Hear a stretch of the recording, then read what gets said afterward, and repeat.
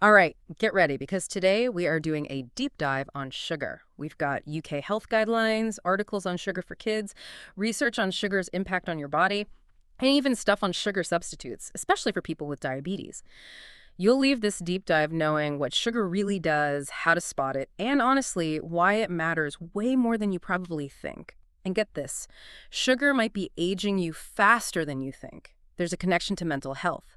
And even the order you eat your food makes a huge difference in how you feel. It's interesting, right? Sugar is just, it's in so many foods. It's something we all encounter every day, but there's so much confusion about it. Absolutely. So, first, the UK's National Health Service, the NHS, makes a distinction. They differentiate free sugars from naturally occurring sugars. Free sugars are the ones added to foods or in honey, syrups, and unsweetened fruit juices, too. The naturally occurring sugars, those in fruit and veggies, those aren't a concern. It's the free sugars we got to watch out for. And the NHS guidelines are a great starting point for understanding how much sugar is too much. They recommend no more than 30 grams of free sugars daily for adults. To visualize it, that's about 7 sugar cubes. Easy to go over that without realizing. Wow. 7. Yeah, can of cola can have like 9 sugar cubes. Oh, wow. I definitely didn't realize how quickly those add up. What about for kids? I imagine since their bodies are still developing, it's even lower, right? Oh yeah, absolutely. The NHS has specific guidelines for children and the younger. The less free sugar they should have. Especially for kids under 2, limiting added sugar is super important. So, to keep track, the NHS says reading food labels is super important. But they say don't just look at the total sugar content, they emphasize the of which sugars figure. What exactly does that tell us? It tells you the total amount of sugars from all sources. So added and natural. Like you could have 2 yogurts, both with 10 grams of sugar, but one is mainly from lactose, the natural sugar in milk. The other one, 8 of those 10 grams could be from added sugar, so that of which sugars helps you make a better choice, even when the total sugar content looks the same. That's really good to know. I'm definitely guilty of just looking at the total sugar. It's so easy for those added sugars to sneak in. Totally. And they have so many different names. Cane sugar, honey, agave nectar, fruit juice concentrate. It's all added sugar. Hmm. And the higher up sugar appears on that list, the more of it there is. Oh, so the UK has that color-coded labeling system, right? Where green is low, amber is medium, and red means avoid. Exactly. Quick visual cue to help you choose healthier options. But even then, always good to double check that ingredients list. Okay, so we know we should be limiting sugar, but I mean, what's the big deal? We know weight gain, tooth decay, but what else is going on? Well, those are 2 big ones for sure, but there's so much more. In the Jay Shetty video, one thing that really stood out was the idea that too much sugar can create these intense cravings. Some experts are even comparing it to addiction. Seriously, addicted to sugar. It's fascinating. So sugar triggers dopamine release in your brain. And dopamine is the pleasure and reward neurotransmitter. Yeah. So constantly stimulating those pathways over time can lead to a cycle of cravings and overconsumption. So it's literally hijacking your brain's reward system. No wonder those sugar habits are so hard to break. And then you get those blood sugar spikes and crashes. You're totally drained after. Like it's that energy roller coaster. You get the Mhm. initial rush from the sugar, but then you crash hard, Mhm. leaving you wanting more sugar to get another boost. Vicious cycle. And the Cleveland Clinic and Healthline talk about how excess sugar, how it can actually affect brain function in other ways. Yeah, did you know sugar can actually shrink the hippocampus? That's the part of your brain responsible for making new memories. And it can mess with your focus and concentration, making it harder to think. So it's not just feeling sluggish, it's messing with your brain. And some studies even link high sugar to an increased risk of cognitive decline and dementia later. That's kind of terrifying. And Healthline mentions sugar can speed up aging. I mean, we all want to age gracefully, but sugar's working against us. Yeah, it comes down to how sugar impacts collagen and elastin. Those are the proteins that keep our skin looking young. Sugar molecules can bind to them, making them stiff. Oh, so that's why. Yeah, it's called glycation, and it leads to wrinkles, sagging skin, So not only weight gain, but it messes with our skin too. and even more concerning, how sugar impacts mental health. The Times of India and the Jay Shetty video discuss how sugar, it can make you more stressed, irritable, and even affect how you treat other people. It's like sugar is wreaking havoc on our health. This isn't just about weight loss, it's about something bigger. Exactly. It makes you wonder how we view our health. Are we treating our bodies like machines? Or are we recognizing that our physical and mental well-being are connected and food plays a huge role? That's such a good point. This deep dive is making me rethink my relationship with sugar. So what about how sugar specifically affects kids? The American Heart Association, the AHA, says kids under 2 should have NO added sugar. And for older kids, the limits are still way lower than for adults. So no birthday cake for the little ones? Tough, but their bodies are still developing. And excess sugar can mess things up. Now, the research on sugar making kids hyperactive is mixed. But the long-term risks, like childhood obesity and type 2 diabetes, those are clear and can have lifelong consequences. Okay, so what can parents do? It seems like sugar is everywhere. The Cleveland Clinic and Jay Shetty video have great tips. Swapping sugary drinks for water or milk, choosing whole fruits instead of juices, ditching sugary cereals for breakfast and opting for lower sugar options, higher in protein and fiber. Simple swaps, but they can make a big difference. One thing that stuck out from that video, the expert actually advised against going cold turkey on sugar. Apparently it's really difficult and can even cause withdrawal symptoms. That makes sense. It's better to have a gradual shift that's more sustainable. Yeah, the focus should be on overall health and well-being, not Yeah. just weight loss. I like that. It's about making choices that nourish your body and help you feel your best. Speaking of feeling your best, the expert mentioned a study about how the order you eat your food in impacts blood sugar levels. Oh, you mean the research about starting with veggies, how it reduces the blood sugar spike? Yes, it seems so simple. Right. So the fiber in vegetables, it helps to slow down how quickly the glucose is absorbed into your bloodstream. So instead of a big spike after you eat, your blood sugar rises gradually. Helps you feel more energized and less likely to crash later. It's like those veggies are protecting you. I've been trying this and noticed a big difference in my energy. It's amazing how these small things can have such an impact. Just goes to show how important it is to listen to your body. Okay, what about snacks? They can be a real sugar trap. The expert had this analogy. Put clothing on your carbs. I love that. Basically, never have carbs alone. Always pair them with protein, fat, or fiber. I like that. So instead of pretzels, add cheese or nut butter. Simple, but makes such a difference. And speaking of smarter choices, let's talk sugar substitutes. Right, because we've got artificial sweeteners, sugar alcohols. It can be confusing to know what's actually good for you. And Healthline says not all sugar substitutes are created equal. Some aren't as diabetes-friendly as they claim. And there's growing concern about potential long-term health effects. So what about artificial sweeteners? Lots of people use them to satisfy their sweet tooth without the calories. They're definitely controversial. While they're marketed as healthier, some research suggests they might actually mess with your body's ability to regulate glucose, potentially increasing the risk of diabetes and weight gain. Wait, so they could make things worse? It's a complicated issue. We need more research on the long-term effects, but it's definitely something to keep in mind. So if artificial sweeteners are potentially problematic, what are the other options? What about sugar alcohols? Sugar alcohols, like erythritol and xylitol. You'll see those in sugar-free foods. They're different from artificial sweeteners. They're carbs, but they're partially digested by the body. So they impact blood sugar, but not as much as regular sugar. Right, and they often have fewer calories. But like anything, moderation is key. And I've heard some can cause digestive issues. Yeah, some people get gas, bloating, diarrhea. It varies from person to person. So no easy answers with sugar substitutes. It really highlights how important it is to talk to your doctor or a registered dietitian for advice. This is all so interesting. There's so much we're just starting to understand about sugar. And this is just the beginning. So much more to explore. We'll be talking more about the glucose goddess later. She's really changing how we think about sugar and its impact. Can't wait. Are there any other surprising effects of sugar? One that stood out was the impact on sleep. We all know about caffeine disrupting sleep, but sugar can too. How does that work? So when you have sugar, especially before bed, it can cause your blood sugar levels to go up and down. And that can trigger stress hormones like cortisol and adrenaline, which makes it hard to fall asleep and stay asleep. So not only does sugar mess with your energy during the day, it disrupts your sleep at night too. It's all connected. And those blood sugar crashes make you tired and irritable, which impacts your sleep even more. It's like a vicious cycle. This is really making me rethink my sugar habits. The power of knowledge. The more you understand, the better choices you can make. Okay, so we've talked about the bad stuff, but is there any research on any potential benefits of sugar? That's a good question. Glucose, the type of sugar our bodies use for energy, is essential for a lot of bodily functions. Our brains need it. But we get plenty of glucose from the naturally occurring sugars in fruits, veggies, and grains. So it's the source and the quantity that's the problem. Exactly. The issue is when we have too much added sugar.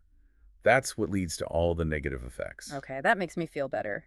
I thought I was going to have to give up my fruit. No, fruit is great. So how do we become more discerning sugar consumers? Read food labels carefully. Seems to be a theme here. It's important. Look at the types of sugar used and the order they're listed in. Right, because ingredients are listed in descending order. Exactly. And sugar hides under different names. High fructose corn syrup, agave nectar, cane sugar. It's all added sugar. It's like a sugar costume party. Mm, But once you start paying attention, you see it everywhere. you do. And the more aware you are, the better choices you can make. It's about taking back control of our health. Absolutely. It's not about being perfect. It's about making progress. I like that. Small changes over time, And there's more and more research showing that those small changes can make a big difference. for sure. We're learning so much about how our bodies work, It's empowering to know we have so much control over our health. and we've only scratched the surface. So, for this first part of our sugar deep dive, what are the key takeaways? I think one of the biggest is that sugar is everywhere. It hides under different names. So read food labels carefully, look at the total sugar and the of which sugar's number. Which tells you how much is added. Right. And we've learned those added sugars can lead to so many problems. Weight gain, tooth decay, heart disease, type 2 diabetes, even cognitive decline. And don't forget, sugar can impact our mental and emotional well-being too, affecting our mood, sleep, and even relationships. And while there are sugar substitutes like stevia and tagatose, talk to your doctor or a dietitian for advice. Most importantly, managing your sugar intake isn't about deprivation. It's about making choices that nourish your body and help you feel good. It's about a positive relationship with food. Exactly. Remember those simple swaps? Water instead of sugary drinks, whole fruit instead of juice, veggies at the start of your meals. Those are great tips. And as we continue this deep dive, we'll explore even more strategies for managing cravings, balancing blood sugar, and finding food freedom. We'll also look at the glucose goddess and her approach. I'm excited. This is just the beginning of our journey into the world of sugar. Stay tuned for more surprising insights and practical tips. You know, one of the things that surprised me in the Jay Shetty video was the discussion about when we eat sugary treats.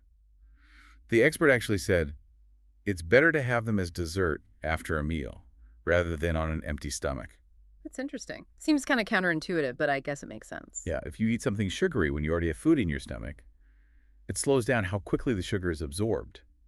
It's like the other food acts as a buffer. So you still get your treat, but you minimize the blood sugar spike. Does that apply to other times of day too? The expert specifically said that breakfast is one of the worst times to eat sugary foods. Really? Why is that? I used to love cereal for breakfast. Well, think about it. You wake up, your body is in a fasted state. If you break that fast with sugary cereal or orange juice, you're sending your blood sugar levels on a roller coaster. Makes sense. You're setting yourself up for cravings and energy crashes all day. Exactly.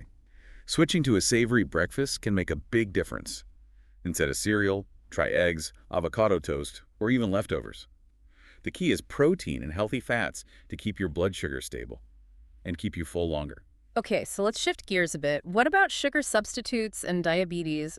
There's so much information out there, it's hard to know what to believe. It's definitely complicated, and the research is always changing. There's a lot of debate about whether these substitutes are actually safe and effective for managing blood sugar, especially for people with diabetes. Right. We see those sugar-free and diabetic-friendly labels. Are those always true? That's the question. Healthline mentioned a study from 2023. It found a link between artificial sweetener consumption and a higher risk of developing diabetes. Wow, that's concerning. Sounds like those labels might not be telling the whole story. And it's not just about the risks. It's also about how artificial sweeteners might change your body's natural responses to sugar.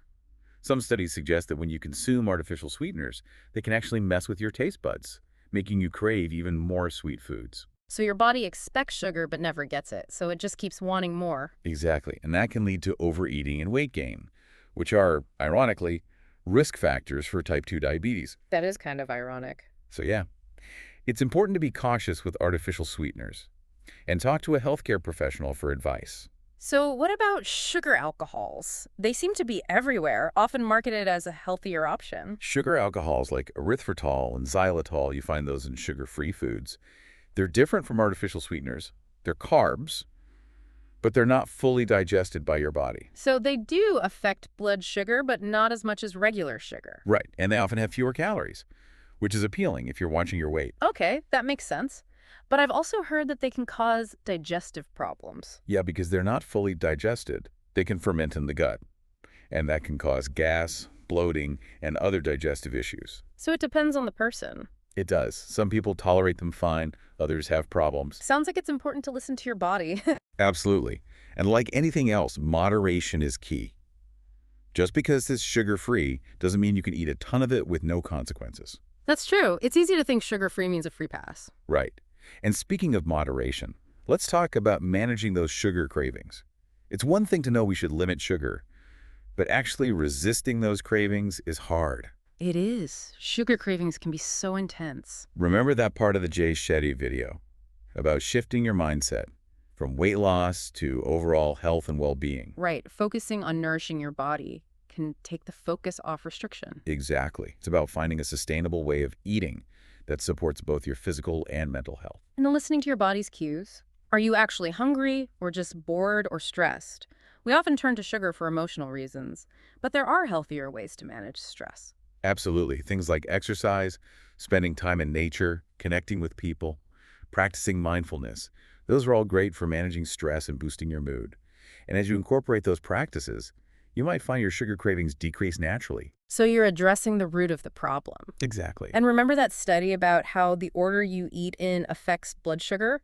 Well, that can help with cravings, too. Oh, you mean starting with vegetables? Yes. Right. So that fiber in the vegetables, Yes. it creates a mesh in your intestines. And that slows down how quickly the sugar is absorbed. So it's like a protective barrier. Exactly. And when your blood sugar levels are stable, you're less likely to get those intense cravings. So simple but effective. I'm definitely going to keep doing that. It's all about those small changes that add up. And they can make a big difference to our health. Absolutely. We're learning more and more about how everything is connected and how small lifestyle choices can impact our health. It's empowering to know we have control. Speaking of empowerment, I'm excited to talk more about the Glucose Goddess. Have you had a chance to read her book? Not yet, but it's on my list. I've heard she's really changing the way we think about sugar. She is. Her whole approach is about understanding how different foods affect our glucose levels and how those fluctuations impact everything, from energy and mood to skin health and disease risk. It's like she's giving us the tools to take charge of our health. Exactly.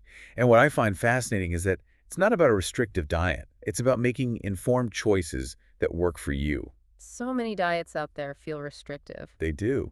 And they can create an unhealthy relationship with food, where you're always feeling guilty. The Glucose Goddess's approach is about food freedom, enjoying your meals while managing your glucose levels. I like that. It's about finding something that's enjoyable and sustainable. And it's about tuning into your body. We're all different, and what works for one person might not work for another. So true. It's like we each have our own feedback system. We just need to learn how to listen to it. Exactly. Become a detective in your own kitchen. Experiment and pay attention to how your body feels. Okay, let's talk more about those sneaky added sugars. They're everywhere. It's like they're playing hide and seek. It's crazy how much sugar is in processed foods, even foods that don't taste that sweet. Bread, salad dressings, pasta sauces, you name it, there's probably sugar in it. We're drowning in sugar. And remember, those added sugars contribute to so many health problems. Weight gain, tooth decay, heart disease, diabetes, even some types of cancer. It's a lot to think about. But it's good to know we have the power to make changes. Absolutely. And those changes don't have to be huge. It's about small, sustainable changes. So don't feel like you need to change everything overnight. Just start with one small change. Swap soda for water or choose fruit instead of candy. Exactly. As you make those changes, you'll be surprised by how you feel. It's about building momentum. And that's what it's all about. Finding a way of eating and living that makes you feel your best. Okay, we've talked a lot about the downsides of sugar, but what about the natural sugars in fruits and vegetables? Good question. Not all sugars are the same. It's easy to get caught up in the sugar is bad idea and forget that sugar is natural too. Exactly. Those natural sugars come with vitamins, minerals, fiber, antioxidants, all things that are good for us. So we're really talking about added sugars. Yes, those are the ones to watch out for. Okay, good. I thought I was going to have to give up fruit. You don't have to. It's part of a healthy diet. So how do we become smarter sugar consumers? Read those food labels. There it is again. It's so important. And don't just look at the total sugar. Look at the types of sugar and the order they're listed in. Right, because the order tells you how much there is. Exactly. And sugar has so many names. High fructose corn syrup, agave nectar, cane sugar. It's all added sugar. Once you start paying attention, you see it everywhere. You do. And that awareness helps you make better choices. Taking back control. Exactly. Progress, not perfection. I like that. Small changes over time. And those changes can have a big impact on our health. They can. Yeah, We're learning more and more about how interconnected our bodies are. it's true. Okay, let's talk more about blood sugar. We know those spikes and crashes affect our energy, mood, and cravings. But what else is going on? One thing that's interesting is the link between blood sugar and inflammation. Oh, I've heard about inflammation, but I didn't realize it was connected to blood sugar. When your blood sugar spikes, it can trigger inflammation. So it's like your body sees those sugar surges as a threat. Exactly. Mm-hmm. And over time, that chronic inflammation, it can damage your body and increase your risk of problems like heart disease, diabetes, and even cancer. Wow, it's amazing how much blood sugar affects our health. It is. It shows how important it is to keep those levels in check. So besides diet, are there other lifestyle factors that impact blood sugar? Exercise is a big one. Makes sense. Exercise uses glucose for energy. Exactly. When you exercise, your muscles need fuel, and they use glucose, so it helps lower your blood sugar levels. So exercise helps use up the glucose in your blood. Right. And it doesn't have to be intense workouts. Even moderate activity like walking or gardening can help. So find something you enjoy and do it regularly. And don't forget about strength training. Building muscle makes your body more sensitive to insulin, so your cells can use glucose more effectively. So lifting weights can help regulate blood sugar. It can. You get stronger and healthier. What about sleep? Does that affect blood sugar? Yes, when you don't sleep enough, your body makes more cortisol. And cortisol messes with blood sugar, Yeah. right? Right. Cortisol makes your liver release glucose, so it raises your blood sugar levels. So not sleeping enough can raise blood sugar. It can. That's another reason why sleep is so important. Okay, so diet, exercise, sleep, any other lifestyle factors we should consider? Stress management is important too. Right. We talked about how stress can trigger sugar cravings. And those cravings lead to blood sugar spikes and crashes, which can make you feel even more stressed. It's a cycle. It is. So finding healthy ways to manage stress is important. Meditation, yoga, nature, deep breathing, whatever works for you. It's about having tools to deal with stress. Absolutely. And remember, it's not about being perfect. It's about making small changes that add up. And finding what works for your body. Exactly. And that's what's great about all this information. It's about taking control of your health and making choices that work for you. I like that. It's about freedom, not restriction. Speaking of freedom, let's talk more about the glucose goddess. She has so many great tips for managing blood sugar while still enjoying your food. I'm ready to hear more. One of the things she talks about is becoming a glucose detective. A glucose detective. It's basically about paying attention to how your body responds to different foods and using that information to make better choices. So being more aware of your body's cues. Exactly. She encourages people to track their blood sugar. With a continuous glucose monitor, or CGM, it gives you real-time data on how your body is responding. Wow, that's cool. It is. It can be really transformative. It's like you can see what's happening inside your body. Exactly. And the glucose goddess gives you tips on how to understand the data and make changes to your diet. I'm interested to learn more about that. Even if you don't use a CGM, her ideas about food pairing, mindful eating, and blood sugar can still be really helpful. Okay, so we've talked about the science and finding a sustainable way of eating. But what about the emotional side of things? We know sugar can be addictive, and it's often used to cope with stress and emotions. That's a really important point.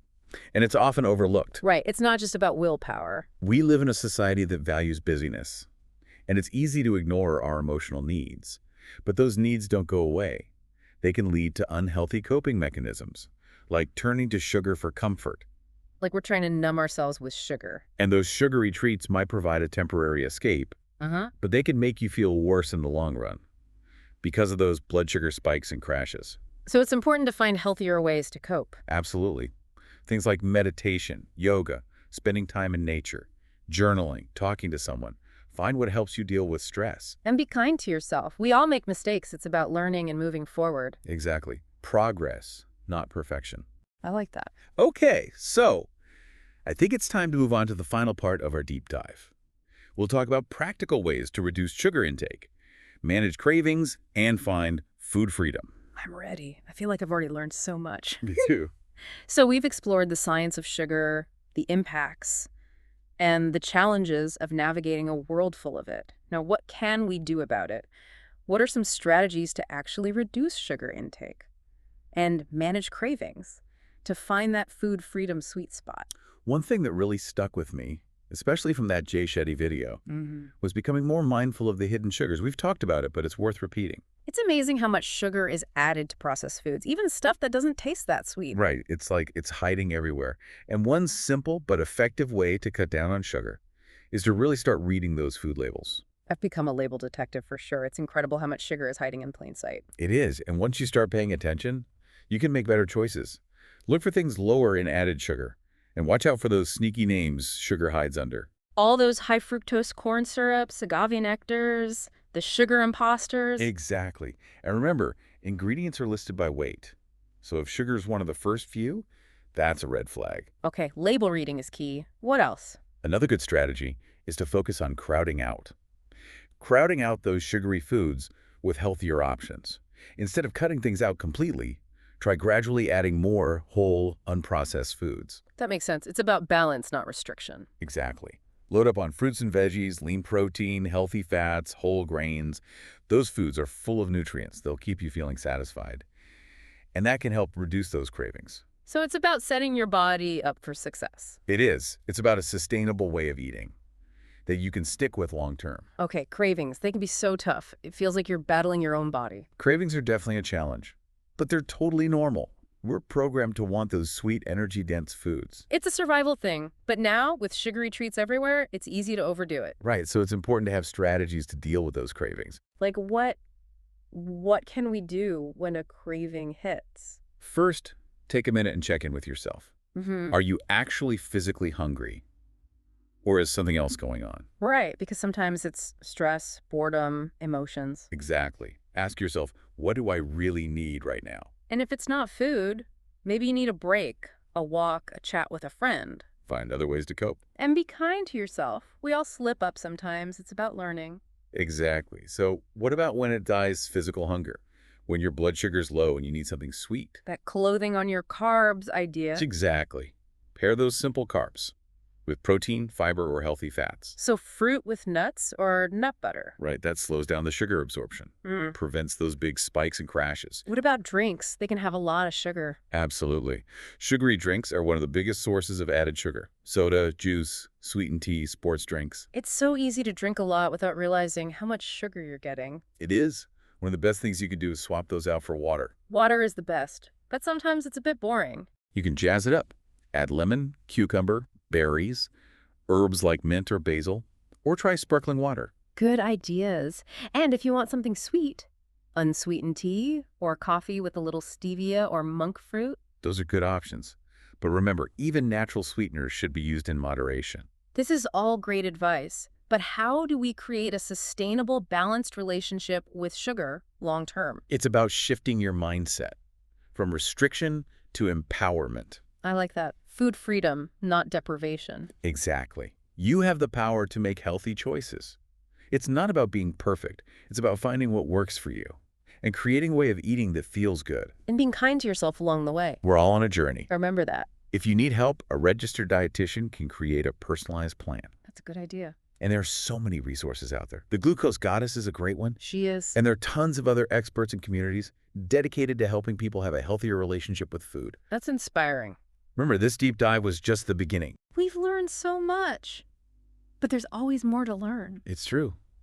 So as we wrap up, what's one final thought you'd like to leave our listeners with? Good question. Remember, knowledge is power. The more you know about sugar, the better choices you can make. Absolutely. And remember, food is not the enemy. It's about finding that balance, enjoying your meals while still taking care of yourself. It's been great exploring the world of sugar with you. It has. I've learned so much. I encourage everyone to keep exploring, learning, and making those changes, small changes that can have a big impact. And it's a wrap on our sugar deep dives. We hope you found it helpful. Until next time, stay curious and stay healthy.